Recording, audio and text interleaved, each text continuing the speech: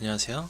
조코치TV의 조코치입니다. 학점은행제에서 학점을 취득할 수 있는 수단 3가지 중에서 두 번째 자격증을 하고 있는 거예요.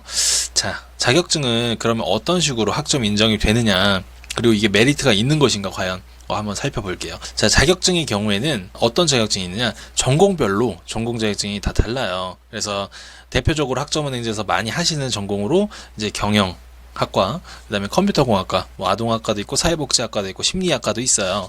근데 이제 대표적으로 이제 경영이랑 컴퓨터공학과 이제 두 개가 이제 대표적인데, 이제 경영학과에서 보시면은 전공 자격증으로 인정되는 게 뭐 텔레마케팅, 그 다음에 테셋, 그 다음에 매경, CS 리더스와 같은 자격증들이 있어요. 사실 여기서 포인트는 뭐냐면, 뭐 무슨 자격증이 얼마의 학점 인정을 받을 수 있는 건지에 대한 부분도 물론 중요하겠지만, 자격증 하나가 차지하고 있는 학점의 어떤 비중을 따져봐야 된다는 거예요.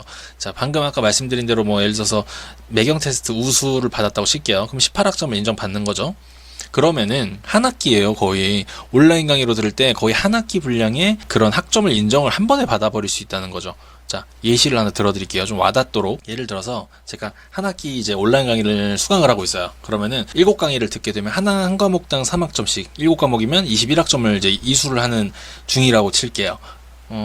시기에 맞게 온라인 15주 과정을 마치고 나면은 예상대로 21학점을 받을 수 있는 건 맞아요. 근데 같은 기간 내에 방금 제가 말씀드렸던 자격증을 취득을 하잖아요. 그러면은 예를 들어서 매경 테스트 우수를 취득하잖아요. 21학점이 아니라 18학점을 더한 39학점이 취득이 되는 거예요. 같은 기간 내에 학점을 더 받은 거죠. 참 메리트가 있는 거예요. 요거는 학생분들은 이렇게 얘기하죠. 아니, 나 자격증 취득하는 거 싫단 말이야. 공부하기 너무 힘들어. 아, 예. 봉성님, 오랜만에 또 나오셨는데요. 맞는 말씀이세요. 그치만, 자, 자격증 어렵다고만 생각하고 강의로만 들으면 제가 아까 어떻다 그랬죠? 기간이 늘어나고 그 기간을 한 학기 한 학기 하면서 이제 비용도 발생한단 말이에요.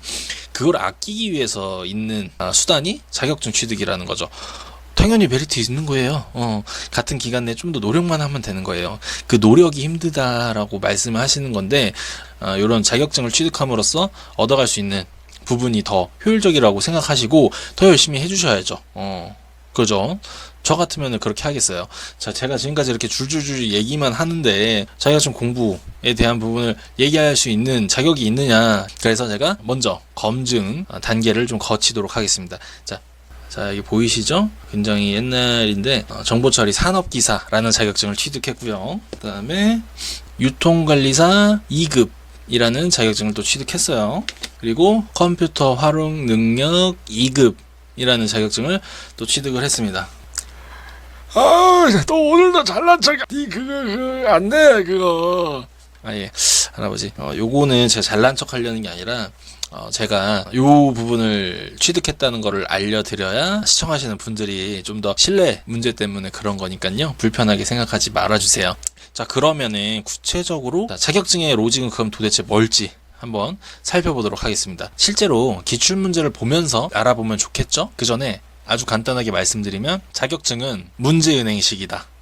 요게 이제 키워드입니다. 다시, 자격증은 문제은행식이다. 이게 무슨 말이냐. 자, 자격증 문제를 출제할 때 그 전체 데이터베이스라는 거를 이제 상정할 수 있어요. 그 데이터베이스 안에서 실제로 해당 회차에 나오는 그 시험 문제를 추출을 하는 거예요. 랜덤적으로 어떤 파트, 어떤 단원에서 얼마나, 그 다음에 어떤 단원에서 얼마나, 이런 식으로 출제를 하는 거죠. 문제은행식에서 놀자 키워드 이제 잘 기억해 주시고요. 자, 그럼 실제로 이제 기출문제를 보시면서 아까 제가 말씀드렸던 부분이 어떤 식으로 적용돼서 기출문제를 분석할 수 있는지 한번 확인해 보도록 하겠습니다. 자, 1번 보시면 DNS에서 사용될 때 TTL의 설명으로 올바른 것은, 자, 올바른 것 고르는 거죠. 자, 그러면 이런 문제의 포인트는 뭐냐면 다른 보기와 어떤 부분이 차이가 나는지 그 차이를 분석해 가면서 정확하게 보기를 선택할 수 있도록 눈도장을 찍어주는 거죠. 여기서 정답은 2번입니다. 자, 1번이든 3번이든 4번이든 나머지 보기에 대한 부분을 뭐 유심히 볼 필요는 없어요. 어떤 걸 보면 되냐면 2번을 이제 눈도장 찍는 게 목적이거든요. 자, 2번에서 어떤 식으로 틀어서 오답을 좀 유도해내는지 그런 걸 보시면 돼요. 1번과 2번을 한번 비교해 볼까요? 자, 존으로부터 나오기 전에 뭐 이런 식으로 나오죠. 존으로부터 뭐 이런 식으로 나오는데, 자, 존이 아니라 정답은 캣으로부터예요. 그래서 캣이다. 요거를 눈도장을 찍어주는 거죠. 캣이다. 좀 헷갈리게 나올 수 있다는 거예요. 이런 식으로. 자, 2번과 3번은 뭐가 이제 차이가 있나요? 자, 데이터가 어쩌고저쩌고, 얘는 패킷이 어쩌고저쩌고. 패킷이 아니죠. DNS에서는 데이터다. 이런 식으로 눈도장을 자꾸 찍어주는 거예요. 자, 이런 식으로 반복을 하면은 DNS에서 사용될 때 TTL의 설명으로 올바른 것은 했을 때 2번이 그냥 바로 답으로 채택을 할 수 있는 그런 거라는 거예요. 다른 거 고민 없이.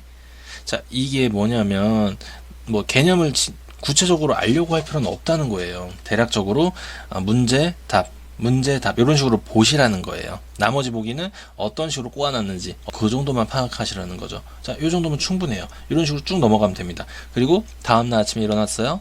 그러면 똑같이 1번부터 똑같이 보시는 거예요. 빠르게. 요거 답, 문제답 하고 넘어가시라는 거예요. 이런 식으로 해서 한 5개년에서 한 7, 8개년 풀어보시면 감이 와요. 이게 매 회차 막 뭐 새로운 문제가 나오는 게 아니라 데이터베이스라는 게 한정적이기 때문에 그 한정적인 범위 내에서 겹치는 문제, 내가 봤던 문제인데 하는 문제도 나옵니다. 그래서 그 나오는 문제도 또 한번 보시고 복습을 하시고 자동적으로 이런 식으로 계속 반복하시다 보면은 새로운 시험, 이제 내가 봐야 될 시험에서 나올 문제도 마찬가지로 반복된 어떤 문제가 나올 확률이 굉장히 높다는 거죠. 그래서 거기 안에서 이제 해결해 주시면 돼요. 모르는 문제가 나왔어요. 설령님 나오네요. 또 설령님. 설령 또 나왔다 칠게요. 그러면은 그냥 무시하세요. 그냥 찍으세요. 그걸로 뭐 합격, 불합격의 당락이 그 한 문제로 좌우되지는 않아요. 자격증이라는 게 100점 만점 보통 60점 이상을 넘으면 되는 거거든요. 한 문제 차이에 연연하지 말고 걱정하지 마세요. 그러니까 합격만 하면 되는 거거든요. 네, 이제 기출문제 실제로 보시면서 어떤 식으로 공부하셔야 되는 건지 좀 살펴봤습니다. 자, 포인트는 뭐냐면 이론, 개념, 여기에 너무 매몰되지 말라는 거예요. 요걸 꼭 봐야 된다라고 생각하세요. 보통 완벽주의자들 특히나 저도 그랬거든요. 근데 얼마나 완벽하게 보느냐 중요한 게 아니라 그 기출문제를 얼마나 반복하느냐, 얼마나 눈에 바르느냐, 이거 바른다고 하죠, 눈에. 요 과정이 매우 중요합니다. 네, 여러분들 명심하시고요.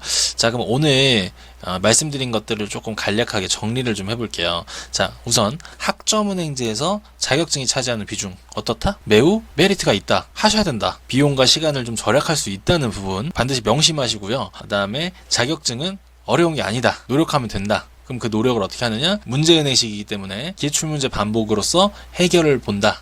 여기까지가 오늘 강의의 핵심이었습니다. 자, 그러면은 이렇게 학점은행제 중에서 학점 인정 받을 수 있는 수단인 자격증 살펴보았고요. 항상 응원하겠습니다, 저는. 자, 이렇게 급하게 마무리하는 거예요. 네. 할아버지 그만 오세요, 이제. 자, 오늘은 여기서 마치도록 하겠습니다. 지금까지 조코치TV의 조코치였습니다. 감사합니다.